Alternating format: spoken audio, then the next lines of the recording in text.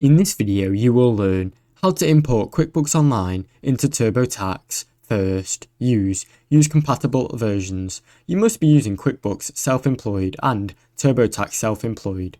QuickBooks Online's Essential and Plus do not directly import into TurboTax. Sign into TurboTax Self-Employed, open TurboTax Self-Employed and log into your account.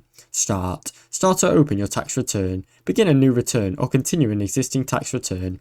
Connect QuickBooks Self-Employed. When prompted, select Import from QuickBooks or Connect to QuickBooks. If you do not see the prompt, go to the Self-Employed Income section. Log into QuickBooks. Enter your QuickBooks Self-Employed login details. Authorize TurboTax access. Give TurboTax permission to import your income and expense data.